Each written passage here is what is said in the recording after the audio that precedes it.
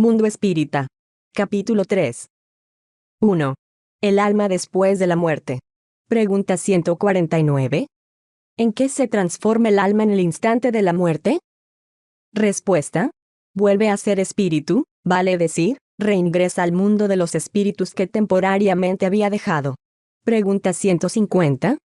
¿Conserva el alma su individualidad después de la muerte? Respuesta. Sí. Jamás la pierde. ¿Qué sería si no la conservara? Pregunta 150a. ¿Cómo comprueba el alma su individualidad, puesto que ya no tiene cuerpo material? Respuesta. Posee todavía un fluido que le es propio, que toma de la atmósfera de su planeta y que tiene la apariencia de su última encarnación, su periespíritu. Pregunta 150b. ¿No se lleva el alma nada de este mundo? Respuesta. Solo el recuerdo, y el deseo de ir a un mundo mejor. Aquel recuerdo está pleno de dulzura o de amargura, según sea el empleo que haya hecho de la vida. Cuanto más pura es, mejor comprende la futilidad de lo que en la tierra ha dejado. Pregunta 151. ¿Qué pensar de la opinión de que después de la muerte, el alma vuelve a entrar en el todo universal? Respuesta. ¿Acaso el conjunto de los espíritus no constituye un todo? ¿No son todo un mundo? Cuando te encuentras en una asamblea formas parte integrante de ella, y sin embargo sigues teniendo tu individualidad. Pregunta 152. ¿Qué prueba podemos obtener acerca de la individualidad del alma después de la muerte? Respuesta. ¿No tenéis esa prueba mediante las comunicaciones que lográis? Si no sois ciegos, veréis, y si no sois sordos, oiréis, porque con sobrada frecuencia os habla una voz que os revela la existencia de un ser que está fuera de vosotros. Comentario de Allan Kardec. Los que piensan que con la muerte del cuerpo el alma reingresa al todo universal están equivocados, si con esto entienden que a la manera de una gota de agua que cae al mar, aquella pierde su individualidad. Pero se hallan en lo cierto si entienden por el todo universal al conjunto de los seres incorpóreos del que cada alma o espíritu es un elemento. Si las almas se confundieran con la masa no tendrían sino cualidades del conjunto y nada las distinguiría unas de otras. No poseerían inteligencia ni cualidades propias, en tanto que en todas las comunicaciones mediúmnicas denotan la conciencia del yo y una voluntad distinta. La infinita diversidad que presentan desde todos los puntos de vista, es consecuencia misma de las individualidades. Si después de la muerte solo hubiera lo que se llama gran todo, absorbiendo a la totalidad de las individualidades, ese todo sería uniforme, y por tanto cuantas comunicaciones se recibieren del mundo invisible resultarían idénticas. Puesto que encontramos en ellas seres buenos y malos, sabios e ignorantes, venturosos y desdichados, que los hay de todos los caracteres, alegres y tristes, frívolos y profundos, etc., salta a la vista que se trata de seres diferentes. La individualidad se torna más ostensible todavía cuando dichos seres prueban su identidad por medio de indicios indiscutibles, detalles personales relativos a su vida terrena y que se pueden verificar. Y ya no es posible la duda cuando se manifiestan ellos a la vista durante las apariciones. La individualidad del alma se nos enseñaba en teoría, como un artículo de fe, pero el espiritismo la hace evidente, y en cierto modo material. Las teorías psicológicas, metapsíquicas, parapsicológicas y demás, referentes a las apariciones, son hipótesis personales y parciales que no comprenden a la totalidad de los hechos, lo que es suficiente para probar su fragilidad e insustentabilidad científica. Pregunta 153. ¿En qué sentido se debe entender la vida eterna? Respuesta. Es la vida del espíritu, el cual es eterno. La del cuerpo, en cambio, es transitoria y pasajera. Cuando el cuerpo muere, el alma regresa a la vida eterna. Pregunta 153a. ¿No sería más exacto denominar vida eterna a la de los espíritus puros, aquellos que habiendo alcanzado la suma perfección no han de sufrir más pruebas? Respuesta. Esa es más bien la dicha eterna. Pero se trata de una cuestión de palabras. Llamad a las cosas como mejor os plazca, con tal que os entendáis. 2. Separación del alma del cuerpo. Pregunta 154. ¿Es dolorosa la separación del alma del cuerpo? Respuesta. No. El cuerpo muchas veces sufre más en el transcurso de la vida que en los instantes de la muerte. El alma ya no participa ni siente en tales momentos. Los sufrimientos, que en ocasiones se experimentan durante el proceso de la muerte, son un goce para el espíritu, el cual ve llegar el término de su exilio. Comentario de Allan Kardec. En la muerte natural, la que sobreviene por agotamiento de los órganos como consecuencia de la edad, el hombre deja la vida sin caer en la cuenta de ello. Es una lámpara que se apaga por falta de combustible. Pregunta 155. ¿Cómo se opera la separación del alma y el cuerpo? Respuesta. Habiéndose roto los vínculos que la retenían, ella se desprende. Pregunta 155A. La separación se lleva a efecto de manera instantánea, por una transición brusca, entre la vida y la muerte. ¿Hay una línea de demarcación netamente trazada? Respuesta. No. El alma se desprende en forma gradual, no escapa como un pájaro cautivo que ha sido devuelto súbitamente a la libertad. Los dos estados se tocan, confundiéndose. Así, el espíritu se desprende poco a poco de sus ataduras. Estas se sueltan, no se quiebran. Comentario de Allan Kardec. Durante la vida el espíritu se halla ligado al cuerpo por su envoltura semimaterial, o periespíritu.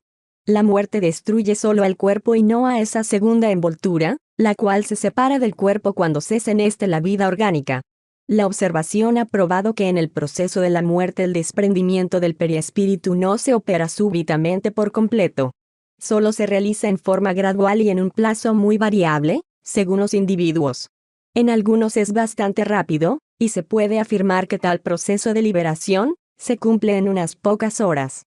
Pero en otros, sobre todo en aquellos cuya vida ha sido enteramente material y sensual, el desprendimiento es mucho menos rápido y en ocasiones se prolonga por días, semanas y hasta meses, lo que no implica que haya en el cuerpo la menor vitalidad ni la posibilidad de un retorno a la vida, sino que persiste una simple afinidad entre el cuerpo y el espíritu, afinidad que siempre se halla en relación con la preponderancia que el espíritu dio a la materia en el transcurso de la vida.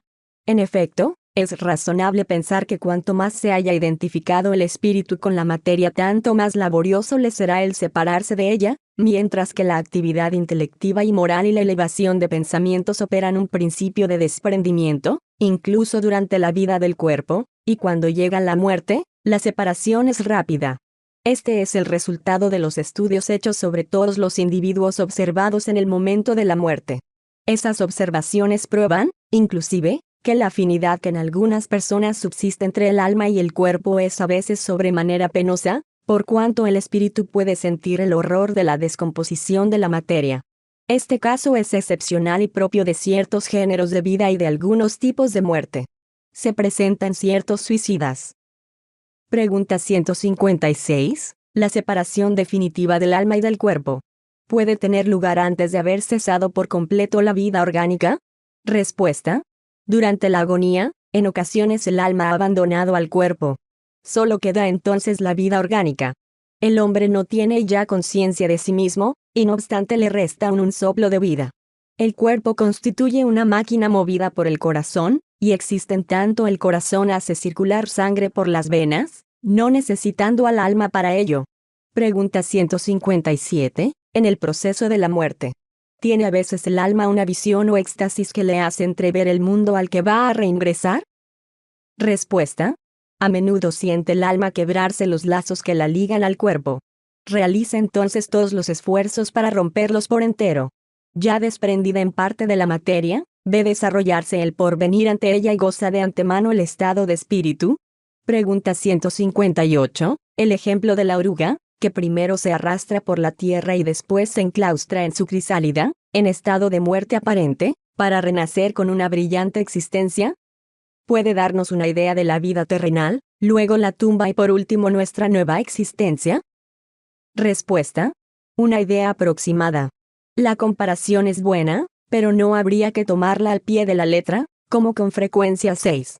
Pregunta 159. ¿Qué sensación experimenta el alma en el instante en que vuelve en sí en el mundo de los espíritus? Respuesta. Ello depende.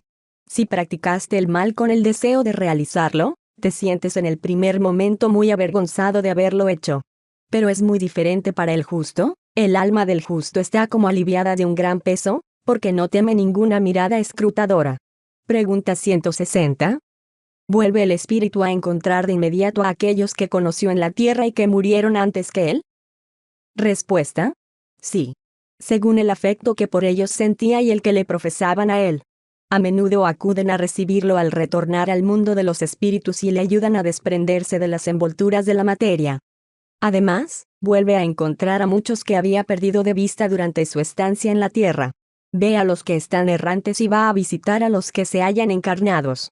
Pregunta 161. ¿En la muerte violenta o accidental, cuando los órganos todavía no han sido debilitados por la edad o las enfermedades, la separación del alma y el cese de la vida tienen lugar de manera simultánea?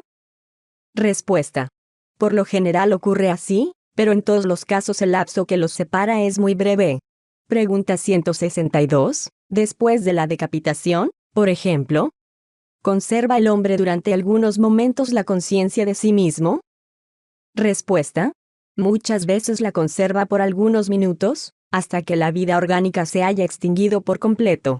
Pero con frecuencia también, la aprehensión de la muerte le ha hecho perder esa conciencia antes del instante del suplicio. Comentario de Allan Kardec. Se trata aquí de la conciencia que el condenado puede tener de sí mismo, como hombre y por intermedio de los órganos, y no en cuanto al espíritu. Si no perdió esa conciencia antes del suplicio, puede pues conservarla unos pocos instantes, pero que son muy breves, y la conciencia cesa por fuerza, con la vida orgánica del cerebro, lo que no implica por ello que el periespíritu se haya desprendido por completo del cuerpo. Antes, al contrario, en todos los casos de muerte violenta, cuando ésta no es producida por la extinción gradual de las energías vitales, los lazos que unen al cuerpo con el periespíritu son más tenaces y el desprendimiento completo se opera con mayor lentitud. 3. Turbación espírita. Pregunta 163. ¿El alma, al dejar el cuerpo, tiene de inmediato conciencia de sí misma?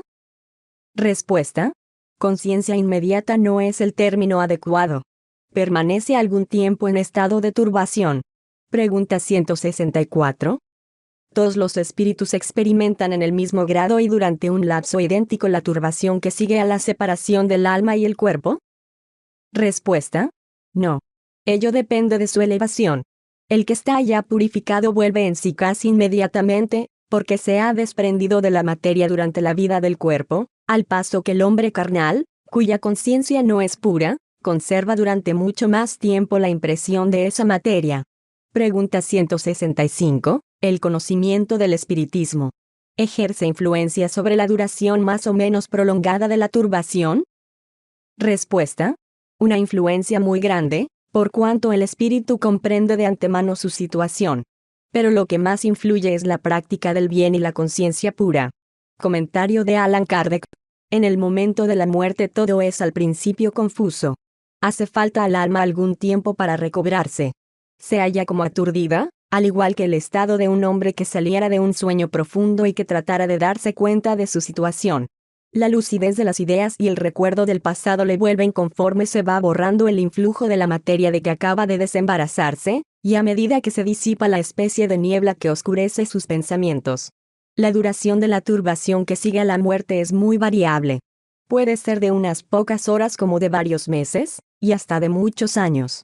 Aquellos en quienes es más breve son los que se han identificado en vida con su estado futuro, por cuanto comprenden de inmediato su situación. La turbación presenta circunstancias particulares, de acuerdo con el carácter de cada individuo, y sobre todo según el tipo de muerte experimentada. En las violentas, producidas por suicidio o suplicio, accidente, apoplejía o heridas, etc., el espíritu se encuentra sorprendido, asombrado, y no cree haber muerto. Así lo sostiene con terquedad. No obstante ve su cuerpo, sabe que ese cuerpo es el suyo, y no comprende que se haya separado de él. Acude junto a las personas a quienes profesaba afecto, les habla y no comprende por qué ellas no le oyen. Esa ilusión dura hasta que el desprendimiento del periespíritu se ha consumado. Solo entonces el espíritu se recobra y comprende que ya no forma parte de los vivientes. Este fenómeno se explica con facilidad. Sorprendido de improviso por la muerte, el espíritu está aturdido por el brusco cambio que en él se ha operado. Para él, la muerte sigue siendo sinónimo de destrucción, de aniquilamiento. Ahora bien, como quiera que piensa, ve y entiende, en su opinión no está muerto. Lo que aumenta su ilusión es que se ve dueño de un cuerpo similar al anterior, por su forma, pero cuya etérea naturaleza no ha tenido todavía tiempo de estudiar. Lo cree sólido y compacto como lo era el primero, y cuando se le llama la atención sobre este punto se asombra de no poder palparlo. Este fenómeno es análogo al de los sonámbulos noveles, que no creen estar dormidos. Para ellos, el sueño es sinónimo de suspensión de las facultades. Y puesto que piensan libremente y ven, en su concepto no se hallan dormidos. Algunos espíritus presentan esta particularidad, aun cuando la muerte no los haya sorprendido en forma imprevista. Pero sigue siendo una particularidad más general en aquellos que, aunque enfermos, no pensaban que morirían. Se ve entonces el singular espectáculo de un espíritu que asiste a su funeral como si se tratara del de un extraño, y hablando de él como de una cosa que no le concierne, hasta el momento en que comprende la verdad. La turbación que sigue a la muerte no tiene nada de penoso para el hombre de bien. Es tranquila y semejante en todo a la que acompaña a un despertar apacible. En cambio, para aquel cuya conciencia no es pura, está llena de ansiedad y de angustias, que aumentan a medida que va comprendiendo su situación. En los casos de muerte colectiva se ha observado que todos los que perecen al mismo tiempo no siempre se vuelven a ver de inmediato.